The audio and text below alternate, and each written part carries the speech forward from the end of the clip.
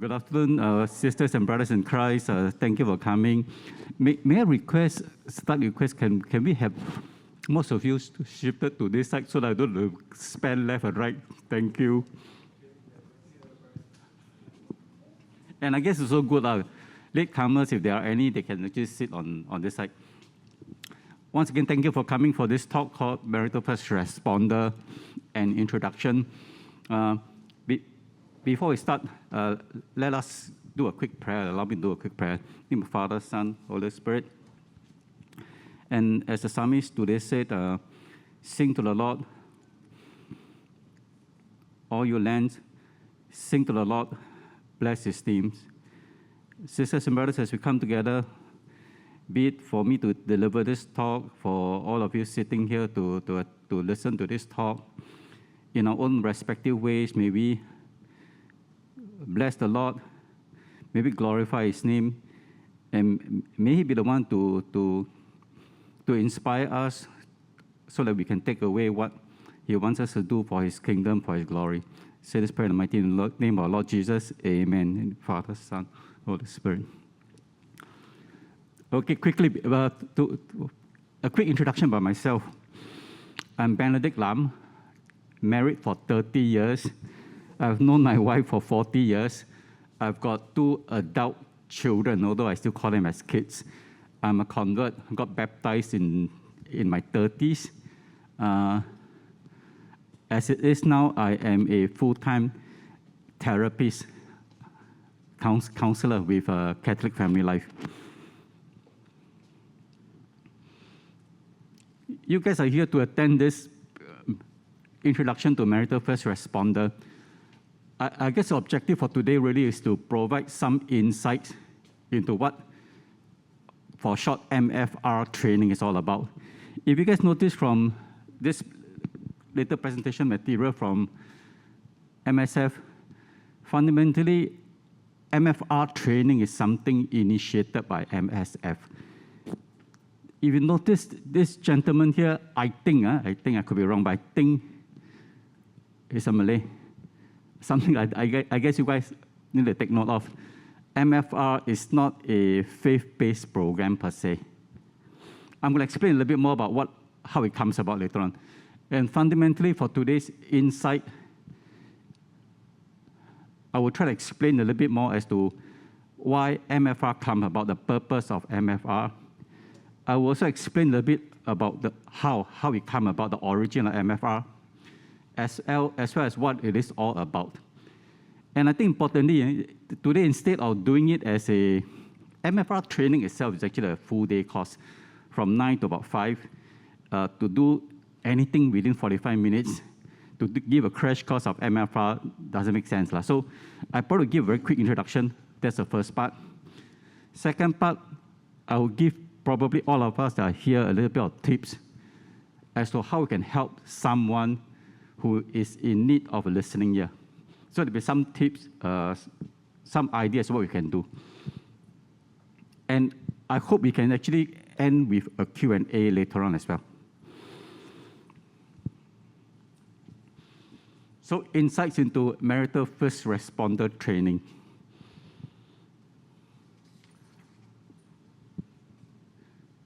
This comes from MSF, all these materials, by the way. What MSF realized is this community plays a very important role in supporting strong marriages and family life. And what they also realize, many people tend to turn to friends, family members, religious and community leaders. Second thing, MSF, or Ministry of Social and Family Development, realized also MFR is one way that they can actually partner with the community stakeholder to build capability in the community itself. What MSF's idea was to actually make such resources, equipping the community to be able to support people having issue with marital or relationship issue. And like what I mentioned earlier on, MS is an MSF initiative available to all communities. So take note, all communities, all religiously educated, marriage mentor, grassroots leaders, and other individuals keen to offer help. In fact, when I did my train-the-trainer session, I remember among my group there it was a Buddhist monk, there were imams, there were pastors from the Christian churches as well. So it's not a faith-based thing per se. The origin of MFR, how did it come about? I think significant is this gentleman by the name of Prof. William Dougherty, or Bill Dougherty, from University of Minnesota. He's the one that just did some research and came up with some interesting findings. I'll share a little bit about it later on. And what was interesting, then not doctor yet, Father Charles, I don't know, are we familiar with who is Father Charles? No idea. Jesuit priest, by the way. Father Charles happened to be over at University of Minnesota for his PhD, got to know Bill Dougherty, and came to know about his research, came to know about what he's trying to do with regards to equipping first responder. So I guess Father Charles, together with Prof. Dougherty, jointly developed the content of MFR. Finally, when Father Charles came back, he started rolling out Train a Trainer. And of course, from then on, MFR was rolled out. If I am not wrong, in fact, MFR has been around probably for the past 4 years, that about. So they've been running workshop courses. If you do a Google, interesting, I think you find a lot of information tend to come from our Muslim brethren community. So that's what, again, it's across all faith.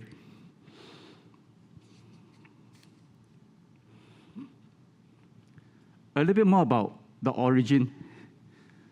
When Prof. Dougherty's research, what he found out was that actually individuals that experience relationship issue often turn to friends and family first. And I think all of us may have this experience too. Either we have our own issue turning to relatives, to friends first, or people coming to us with regards to their relationship issue. And what he found out too, Prof. Dougherty, is that most of these confident, or to put it simply, responders, feel ill-equipped to be able to help.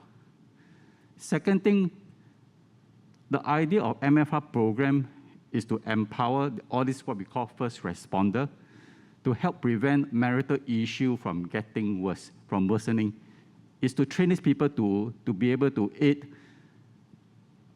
whoever they approach them, and which tend to be their own social network. And I think that's truly the unique thing about MFR being not faith-based.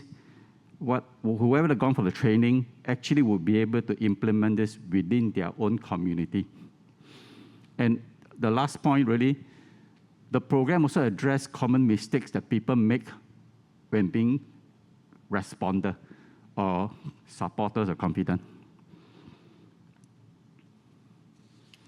So what's the purpose of MFR? First, is to empower members of the community to provide basic marriage support. Actually, I tend to think too, if you guys have gone through the program, you realize I don't think it's just marriage, but relationship. So anyone that tend to experience relationship issue, having yourself equipped with some knowledge of MFR training actually will help you to attend to people with relationship issue. So first point really is to provide this basic support.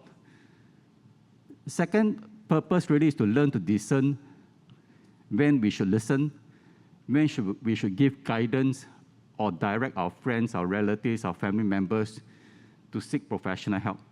Because I tend to think, I don't know whether you guys experience this yourself, I tend to think when we are approached, especially on a personal basis, the boundary something can be very gray. So for the matter, how I started my counseling journey in 2006 was my wife, her friend actually always contacting her at all kind of odd hours for help. She'll be calling her sometime close to midnight. I'm struggling. I'm having a lot of issues with my husband. I need their help. So typically, once that happens, I think the boundary part is really a bit challenged, which is why it's important really to be able to discern your role, what we do, how we should do it. And of course, MFR training also provide you with some information on professional marriage counseling services.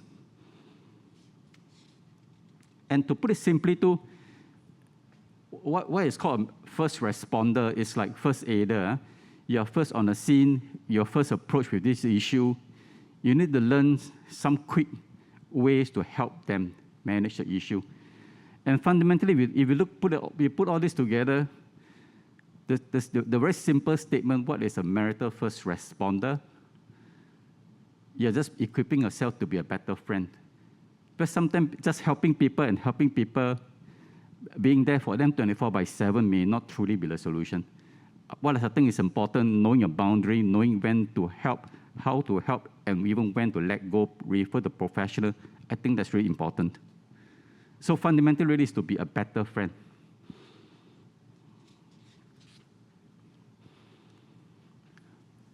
Very quickly, the program itself, what will be covered? Some of the things that will be covered really will be, first, the role of a responder. Like I mentioned earlier on, it's important to have an idea of your boundaries. Second thing, certain consideration to when people approach you with issue, how do you do a quick assessment? What should you watch out for? So stuff like this will be mentioned to you guys. I don't want to go through it today. Just briefly touch. Example, your relationship to the person coming to talking to you. That's important to know. The nature of the issue that your confider comes with. What is the issue all about? What's mentioned here, hard or soft problem, simply hard problem would be issues like abuse, affairs, or addiction. Or addiction maybe in the context of out of control behavior, compulsive behavior, for example. And soft problem with things like, I don't know whether all of us marriage here. I would just say soft problem, I guess all of us would know, money, sex, in-laws, parenting. So these are fundamentally the soft problem. And of course, we'll go through in MFR training, common mistakes made as a responder. So this will be highlighted to whoever comes for the course. And this is interesting. The 7 essential skills that will be taught to everybody attending this training. Listen, empathize, affirm, offer perspective. And they actually put it nicely into this acronym LEAP, LEAP. The other one will be challenge, advice, offer, suggestion. Similarly put into a very nice acronym called CAR. And like I said earlier on, the training will also provide you with some resources that you can actually refer people. If you think you reach a certain point, you can only journey with them to a certain point, refer them to professionals.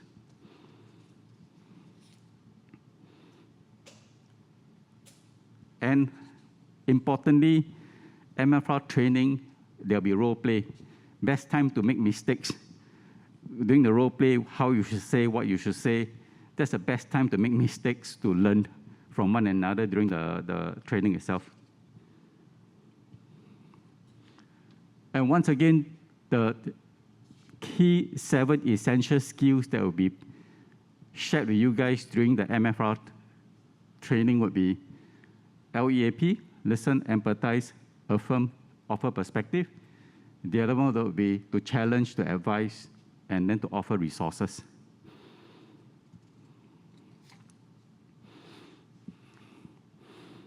Like I mentioned earlier on, MFR training itself, it's a full-day workshop within 45 minutes. Unless I go at 8 times the speed, I doubt I can cover anything. So what I'm going to do probably today is, since you're all here, I hope you can at least take away with a couple of key skills that I think is really helpful with regards to people that come to you and you want to offer a listening ear.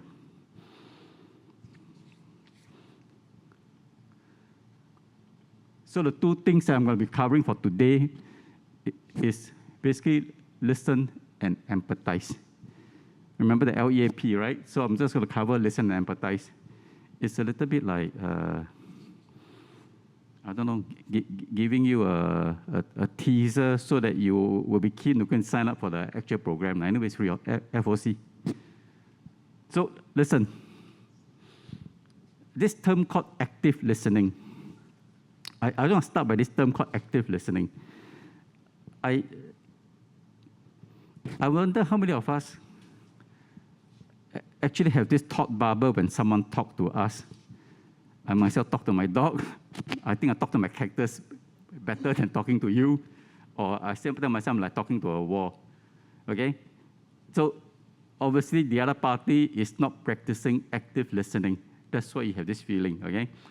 Or conversely, the person that's talking to you, the confider, tell you something like this. Yes, exactly. You got it, you got it. Or the person say you totally get it. When the other party can say something like this to you, I would tend to think to some extent they practice active listening. The person felt heard.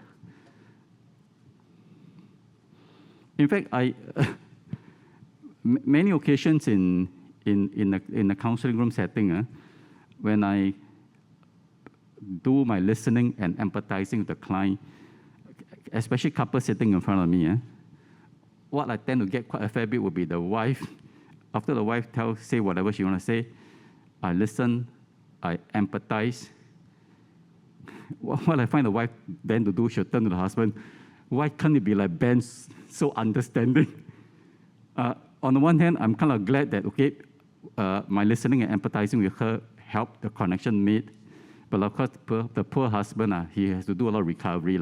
But fundamentally, like I said, like what I said again, practicing or listening, active listening, really, your listener could say exactly, you got me, you understand what I'm saying.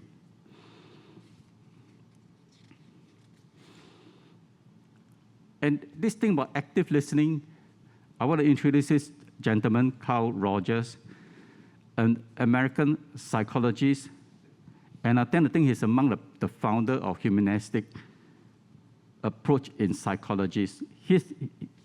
I like this quote from him, which really explains what is active listening. He said, I hear the words, the thoughts, the feeling tones, the person meaning, even the meaning that is below the conscious intent of the speaker. And I think that is really active listening.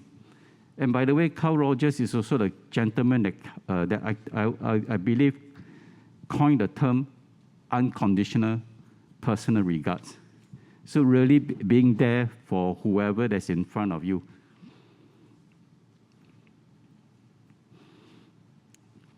I'm going to introduce again, as part of listen, this thing called the listening loop. Okay, this is the confider or the speaker. You being the responder or the listener. Typically, how it goes, this listening loop, how it goes will be, when a confider tells you something, if you're able to relay back in whatever way to the speaker that I understand you, what's going to happen is this. The speaker will start to be more vulnerable. So again, by the way, this comes from this source, Venkoche. So as the listener, the speaker can be more vulnerable, share whatever information to you, and again, if you're able to reflect back to the speaker, I understand you, likelihood the vulnerability will increase. And I guess as this loop continues, what's going to happen will be this. Whatever that's been said can be represented by an iceberg. Probably, I don't know, 1/5 of it is only above. So much of it is right below. And if the listening loop continues to increase, likelihood is that you not only hear what is being said, and your speaker would not only just say what is on the surface, the speaker also tried to explain and share with you a little bit about what he or she meant, and I think finally what is being felt by the speaker. Okay, so I guess that's how you increase the listening loop. You get to empathize with the person even more. I give you one example. I've got a client that came to see me because she was really struggling, very, very much in distress. She actually left her home, her marital home, leaving behind, I think then her son was about 8 or 9 years old with her husband. Why she decided to leave her home was because her husband was very verbally abusive, and her husband tended to throw things, not directly at her, but tended to throw things. So he's verbally aggressive, and he will throw things, although she verified it's not at her, but she'll just throw. So she feels very unsafe, very threatened, and this has been ongoing for quite some time. She couldn't take it anymore. She was really at her wit's end. She decided to leave home. So when she came to see me, she was very struggling. That, gosh, how can I be doing such a thing? I'm a Catholic. How can I do such a thing that can jeopardize my marriage? In fact, at that point, she was contemplating maybe should I split from my husband. Of course, what she was struggling with too was that how can I leave behind my son? Although, again, I verified with her, no, she was quite sure the son would not be in any danger because the husband is very nice to her son, but it's still something that she struggled with. How can a mother abandon a kid and go? I listened to her, I empathized with her, and I guess that helped to calm her down a lot more. What was interesting, it reached a point after I managed to calm her down, I sensed something not too right, that she still not ask me something or tell me something. So I actually popped the question back to her, what's going on? And interestingly, what she said to me was, why didn't you scold me? One more time, she asked me, why didn't you scold me? So I was a bit puzzled, why you want me to scold you? Then she said, oh, how can I be doing such a thing, being a Catholic? In her action, she somehow felt there's a chance of her ending her marriage. So again, my point really with this, the more we listen, the more we empathize, the more we get right to the bottom. Your speaker will be able to tell you more and more. Realistically, I admit, do I feel worried for her that, gosh, she do such a thing? To some extent, yeah. But it's not for me to judge her. I know she made a decision because she really was struggling. So I was just being there for her. I just listened to her and empathized with her. That's about it.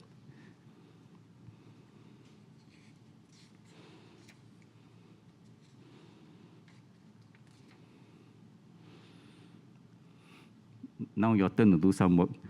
Don't have to. You want to write down somewhere. I won't ask you to declare. Basically, a quick exercise is to establish your listening baseline, where you guys are. First question. A friend is talking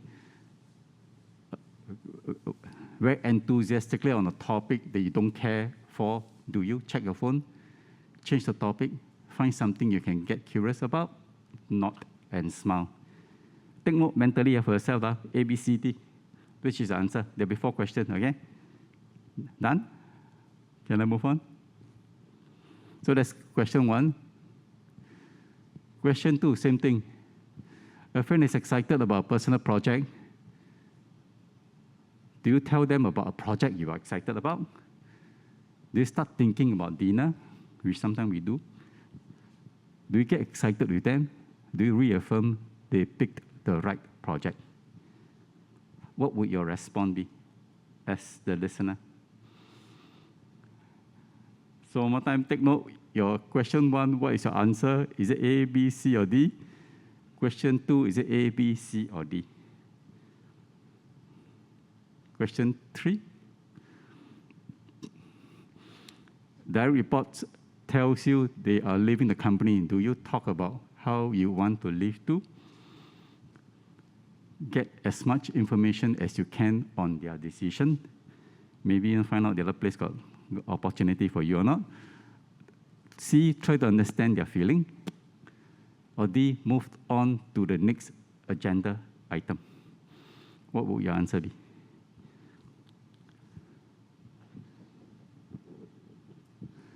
Last question. A friend shares his relationship frustrations. Do you tell him you're on his side?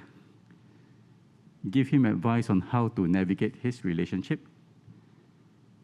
Let him express himself?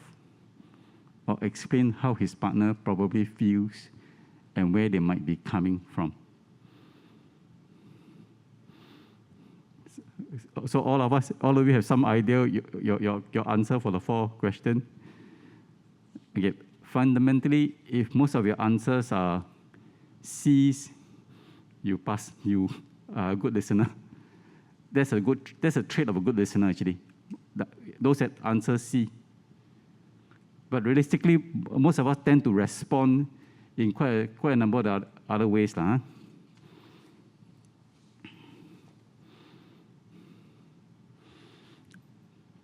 Now I'm going to go on a little bit more about bad or poor listening skills. One of the ways of having poor listening skills would be the tendency, okay, let me read first and explain. Tendency to prepare a response to appear smart to justify. I think most of the time it's like that. If you're not aware, you're not mindful, somebody come and talk to you about an issue because you want to appear smart, the person is talking, you're starting to prepare a response already because you want to, sound like you're so wise, you can tell the person something. That is poor listening skill. Somebody with good listening skills or active listening basically be there to listen and just listen to what the person is saying. Okay, one example of poor listening skill, listening too hard, would be trying to focus on all the details of what your speaker is telling you. Again, I do not know how many of us truly have first-hand experience. I believe we have. Most of the time, people that come to talk to us with issue tend to rattle on non-stop. Got timing, got everything, all the details that come out. Listening too hard to some extent really is just trying to listen to every single detail, which sometimes is not helpful. Because one more time, how much would it help with the listening loop? Because likelihood, if you listen too hard, you probably start to space out too. You start to be thinking, gosh, maybe I'm hungry, or maybe what should I do next? How do I make him keep quiet? The other thing is poor listening skill is to pretend to listen. We've been trained to, at least a feeler to our speaker, right? Respond back, yes, do it sincerely. Like you're doing it just for the sake of pretending, wouldn't be helpful too, okay? And selective listening, we picked up things that we think make sense to us, we are interested in. So that is also a trait of a poor listening skill.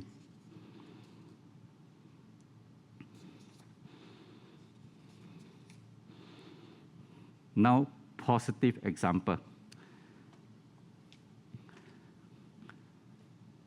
Active listening basically entails these 4 areas: attending skills, paraphrasing, clarifying, perception checking.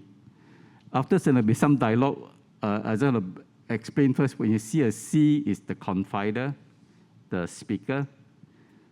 R will be the responder. You guys, I think when you're here, you're probably going to try to explore whether you're going to be a responder. So that will be us, okay? So the first thing about attending skills is this thing called the posture to adopt, called SOLER. S stands for sitting squarely. O, open posture. L, lean forward. E, eye contact. R, relaxed posture.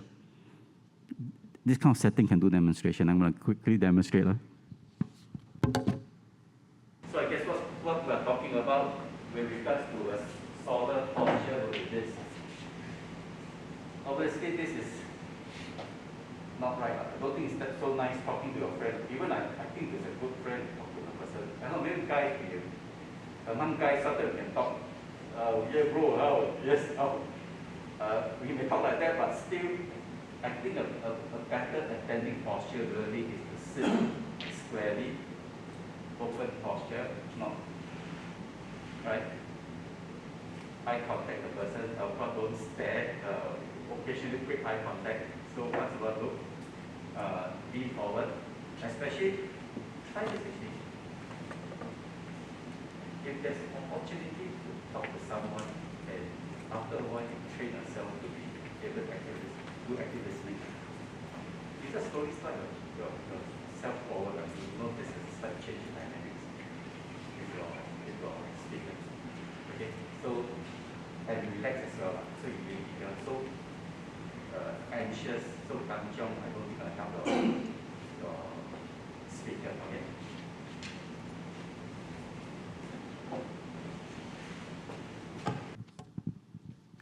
And so again, the confider could come and tell you and say something like this. I can't stand him, always expect me to do everything. I work too, you know. The way we can show that we are attending to the person would be, I see you're upset, right.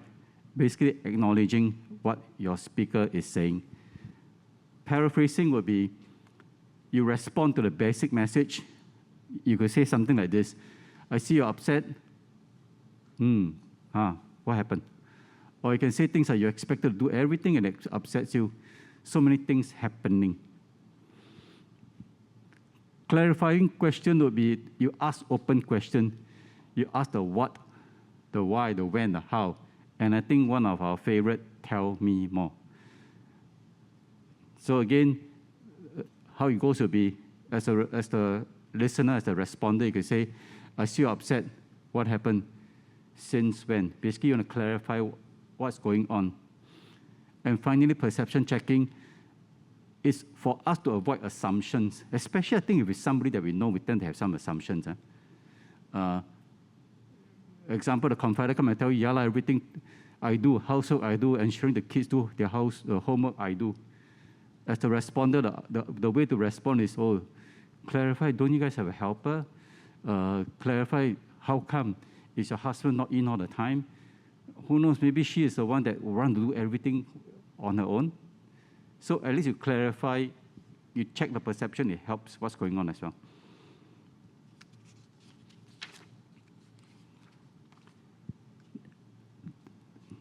Remember LEAP, right? Now E, empathize.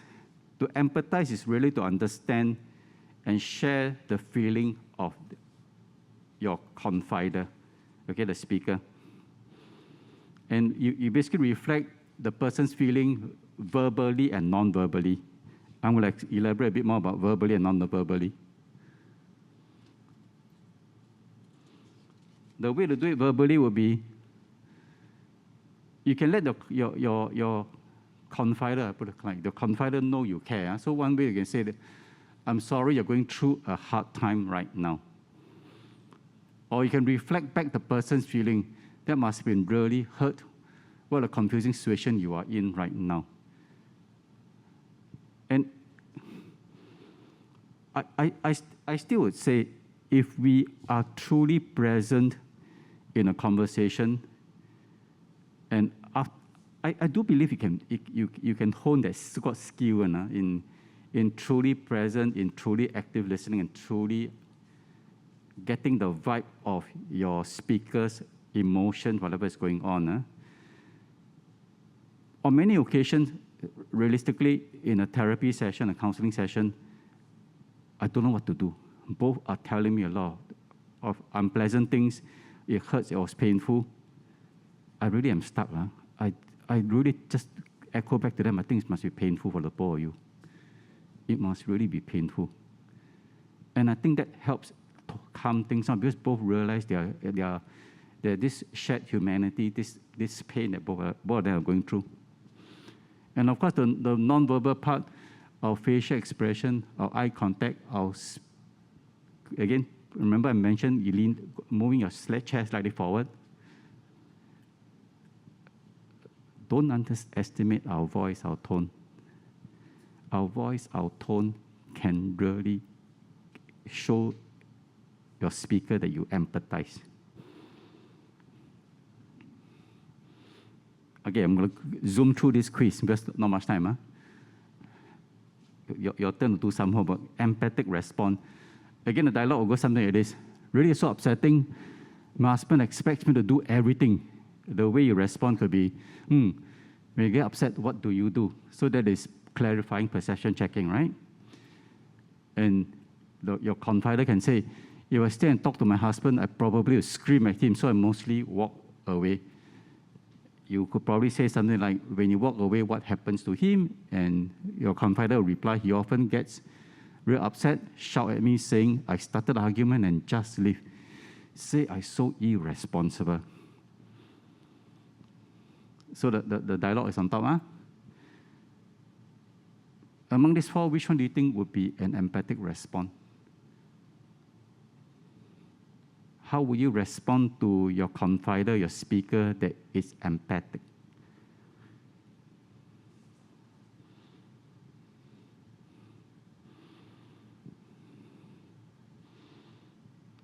I review the answer.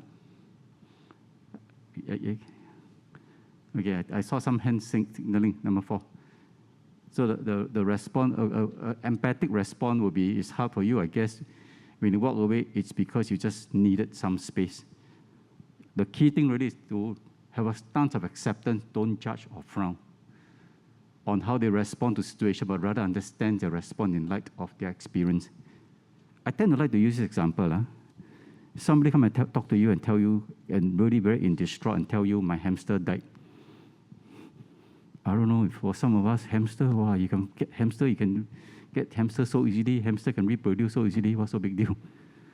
But if you are empathic about it, you share the person's experience. It must be tough for you, your hamster died, right?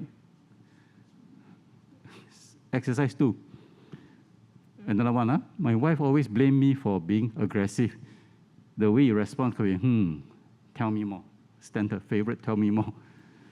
We can be talking fine, then suddenly her mood will change and she starts to bombard me. I also blur. Like kind of lightning strike in clear sky, then she will pass some unpleasant remarks and just walk away. We continue to lead your confider to tell more, and then confider will say, I want him to stay and clarify what she just said and what just happened. How can she start this argument and just walked off? And she will say, I'm being aggressive. I just want to know what's going on, what happened. I'm worried that we seem to be drifting apart. And his eyes start to be teary. Similarly, what would be an empathic response?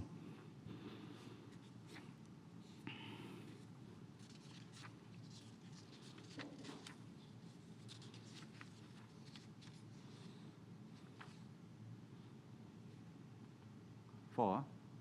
Okay, again, a quick recap. It's just having a stance of acceptance, not your view about things, what your speaker is experiencing. I think that's important. Just take note, to be able to empathize with someone, really help the person to pay attention and value his or her experience. I think it's important to value his or her experience first, then change can happen. I think that's the very fundamental thing. To see early experiences in new ways, modify perception of self, of others, of the world, and finally to increase confidence in making choices and pursuing course of action. I need to show you guys this, okay? Listen to this. You already learned that your brain has different regions that control different things. Your cerebrum helps you think and speak. Your prefrontal cortex helps you make smart decisions. Your cerebellum helps you move and balance. Your hippocampus helps you store and find memories. Your amygdala is where you feel your emotions. And your brainstem controls your involuntary movements like your breathing and your heartbeat. Now, I want to show you something really cool. Today, we're going to take on the challenge of learning how to use our hand to visualize the structure of our brain. Are you curious? Let's fire up our neurons and get ready to learn something new.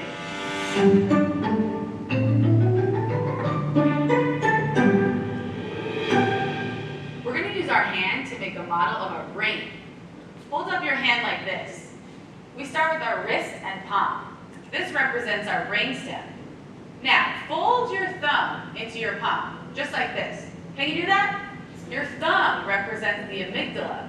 These parts of our brainstem and our amygdala are some of the earliest parts of our brain to develop, and sometimes get the nickname of lizard brain. You'll learn a little bit more about that with Dr. Nagler. But for now, let's keep going with our hand model. We have more sections of the brain to make, don't we? Now that we have our amygdala, wrap your fingers over your thumb to make a fist, just like this. These fingers represent our upper brain. Back here is our cerebellum. That keeps us balanced. Up top, we have our cerebrum. That helps us think and speak. And right up front, we have the prefrontal cortex, which helps us make smart decisions. This is our hand-brain model, and it's a great symbol of our brain. It's not exactly what the brain looks like, but it can help us communicate things about our brain and how we're feeling. Like, look at this. See how our cerebrum and prefrontal cortex wrap snugly over our amygdala, keeping it nice and secure? When our prefrontal cortex is in control, we feel happy, calm, and focused. We are ready to do our best learning. But we don't always feel that way, do we? Sometimes we feel upset, or angry, or frustrated, or too excited. Sometimes we even feel so silly, it feels like we're losing control of our bodies. And that's okay. We all have times where our emotions take over and we have a hard time focusing and making smart decisions. When we feel this way, it's because our amygdala is in control. We can represent this by opening our palm to show our amygdala. It's kind of like saying, I flipped my lid, and now my amygdala is in control. Right now, we can't even see the prefrontal cortex. Our hand-brain model gives us a great way to communicate which part of our brain is in control. And that's really important, because when our amygdala takes control, we have a very hard time focusing. The amygdala is great at emotions, but not so great at making decisions. But why is that? I'm curious to learn more about my amygdala. Well, for that, you're going to visit my friend Dr. Nagler in his lab. Thanks for joining me, learners. Very quickly, because I think the next set of speakers getting ready. Remember she mentioned click the lid, right?